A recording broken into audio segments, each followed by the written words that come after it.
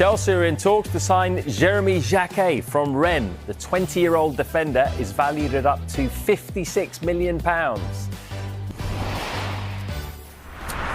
All right, let's talk Chelsea. We actually haven't spoken about Chelsea too much this window, bizarrely. I think we will do in the next couple of weeks, though. As we heard they're in talks to sign Jeremy Jacquet, defender from Rennes. Dan, what is the latest on this? How far down the line is it? And they value him up to, what, £56 million? Yeah, that's it. You know, why is the value so high?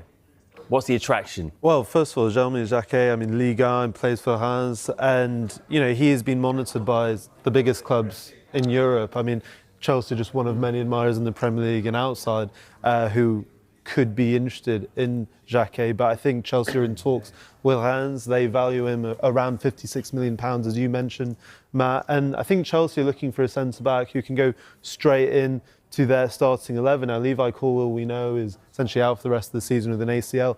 Tostin also picked up what looked like a hamstring injury on the weekend. Liam Rosenior said we'll see how bad that is. But also, he is someone, Jacquet, that Rosenior will be familiar with, of course, being in Ligue 1. Strasbourg, played them earlier this season. And look, in terms of what could he add, I mean, he's a big 20-year-old. He's extremely good on the ball. His distribution's excellent. He's quite aggressive. I think what I would say is maybe a little bit like previous centre-backs Chelsea have signed, slightly raw, so we'll need to develop. So I think that's the interesting aspect, is he ready to come into that Chelsea team? We'll have to wait and see. Stephen, as a former defender, I want to get your opinion on Chelsea's centre-back situation. They've actually got 7 options by my calculation in terms of centre-backs. 2 of them are injured right now. Levi Colwill, he probably is in their top 2, isn't he? He's out for the whole season. Tossin, as you mentioned there, might have picked up a hammy in the previous game. But they've still got 5 other options.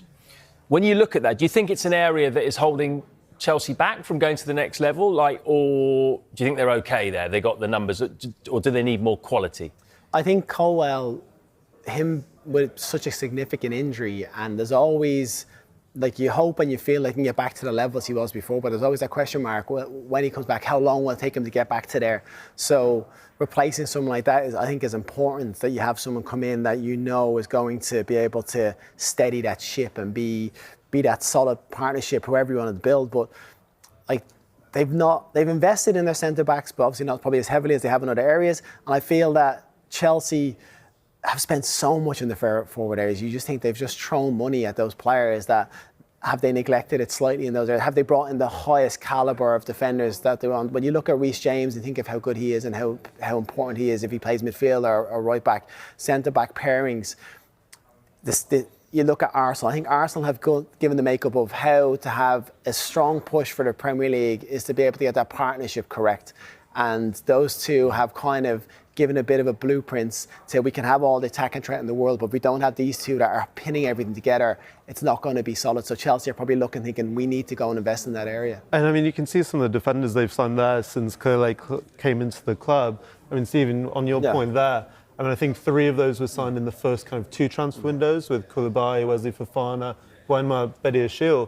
But as you mentioned, a lot of those aren't maybe starting centre-backs in the Premier League outside of that. And when you look at where Chelsea have spent their money in terms of relevance to different areas of the pitch, I mean, you can look at the average per signing when you look at the players signed, let's say the fullbacks out of that, it does point a little bit to your point that they have underinvested in that area of the pitch. And, you know, I know, speaking to different clubs, that a lot of the sports science suggests if you invest in your attacking areas, you're more likely to go up the table and show quicker development.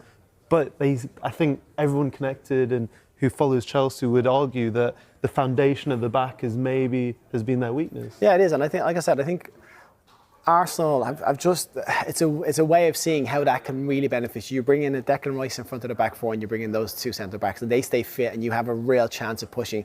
And then those forward players have a bit more freedom to go and play. I think what's interesting with Chelsea is I think Palmer come in, who's so influential. I don't think anybody when he signed would have thought he was going to have the influence he has on that side. So if you get a centre-back that can come in and have a similar sort of importance to that role, if it's this young lad that comes in and can come in straight away and be someone that's kind of pivotal, that's huge. But Chelsea, I just think they're one or two players away from being very, very complete. Yeah. Let's move on to Manchester United. Your patch.